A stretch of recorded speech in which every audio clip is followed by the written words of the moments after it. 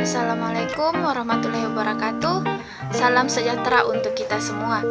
Yang terhormat Ibu Dr. Haja Samsida MPD dan Ibu Israwati Hamsar SPD MPD selaku dosen pembimbing pada mata kuliah Profesi Keguruan. Izinkan saya memperkenalkan diri terlebih dahulu. Nama saya Rinata Agnesita dengan NIM 210208500002 dari kelas 01 Pendidikan Kesejahteraan Keluarga Fakultas Teknik Universitas Negeri Makassar. Pada kesempatan kali ini, saya akan memaparkan penjelasan tentang kasus terkait dilema guru-guru honorer yang mendapatkan gaji rendah, tetapi di sisi lain, mereka juga ingin mengabdikan diri dan mencintai pekerjaan mereka. Baiklah, untuk mempersingkat waktu, langsung saja kita masuk pada topik pembahasan. Baik, selanjutnya kita masuk ke topik pembahasan. Yang pertama, saya akan membahas latar belakang dari kasus permasalahan yang akan saya bahas. Kedua, yaitu kita masuk ke kasus. Yang ketiga, estimasi solusi. Dan yang keempat, kesimpulan. Kita masuk ke poin pertama, yaitu latar belakang.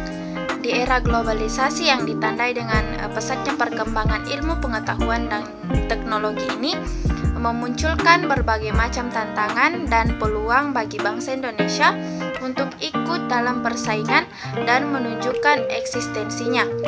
Dalam upaya pemerintah meningkatkan mutu pendidikan, guru terus-menerus dituntut kompetensi dan profesionalismenya. Namun, tuntutan tersebut tidak diimbangi dengan upaya peningkatan kesejahteraan guru.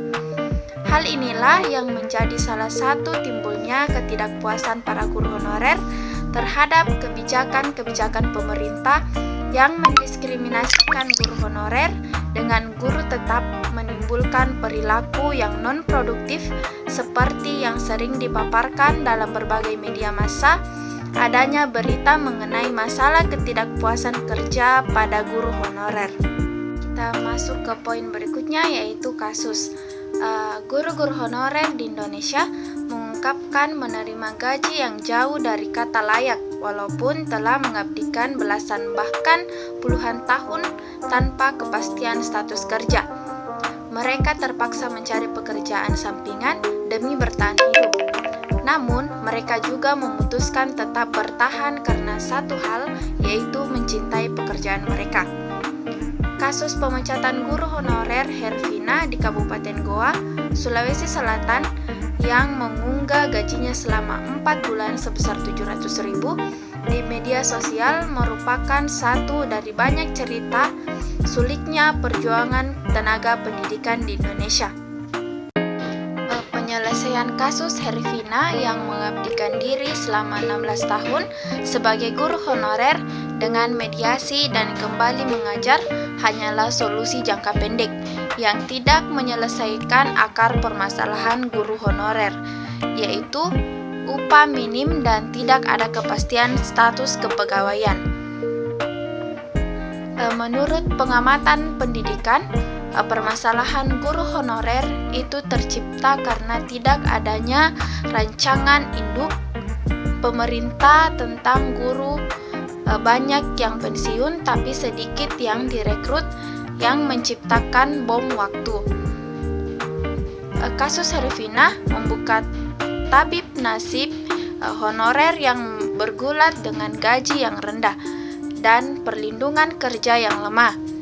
Namun, memutuskan tetap menjadi guru di tengah minimnya penghargaan karena mencintai pekerjaan mereka. Poin selanjutnya yaitu estimasi solusi. Solusi untuk permasalahan ini seharusnya pemerintah lebih konsisten terhadap kebijakan yang telah ditetapkan. Memberi status pegawai pemerintah dengan menjanjikan P3K. Contohnya terkait batas usia pelamar di atas usia 35 tahun sesuai dengan peraturan perundangan yang berlaku. Solusi selanjutnya adalah pendekatan kesejahteraan.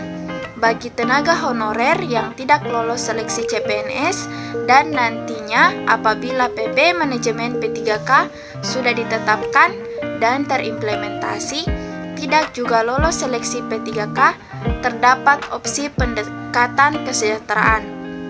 Pemerintah juga seharusnya senantiasa melakukan berbagai simulasi dengan mencari jalan terbaik bagi guru honorer dengan menghitung estimasi setiap pilihan.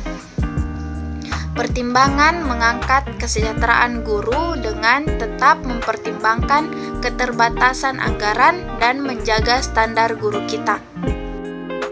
Dari permasalahan yang saya paparkan tadi, dapat saya menyimpulkan bahwa guru honorer memang menghadapi kenyataan yang memprihatinkan. Mulai dari tingkat penghasilan yang tidak menentu, para guru honorer sama sekali tidak memperoleh tunjangan-tunjangan yang disediakan oleh pemerintah, sebagaimana para guru pegawai negeri sipil atau PNS. Menjalani kondisi terpuruk bertahun-tahun, mengabdi di daerah dan ditambah status kepegawaiannya kurang begitu jelas. Melihat beberapa permasalahan yang dihadapi guru honorer, diharapkan pemerintah lebih memperhatikan tunjangan guru honorer yang sering terabaikan. Karena sebagai manusia biasa, guru honorer tentu saja memiliki harapan untuk hidup sejahtera. Di satu sisi, para guru honorer juga memiliki kepuasan batin karena melalui profesinya, guru dapat memberikan ilmu kepada peserta didik, sedangkan sumber ketidakpuasannya adalah guru merasa tidak kunjung memperoleh penghargaan yang sepadan antara pekerjaan dan penghargaan yang diterima. Baik, itulah tadi pemaparan penjelasan saya terkait kasus guru honorer yang dilema antara gaji rendah, tetapi di sisi lain mereka juga ingin mengabdi terhadap profesinya. Terima kasih kepada dosen pembimbing yang telah memberikan tugas ini. Semoga apa yang saya paparkan dapat bermanfaat bagi diri pribadi dan bagi para audiens dari video ini. Apabila ada kekurangan dan kesalahan dalam proses pemaparan ini, saya memohon maaf. Sekian dan terima kasih.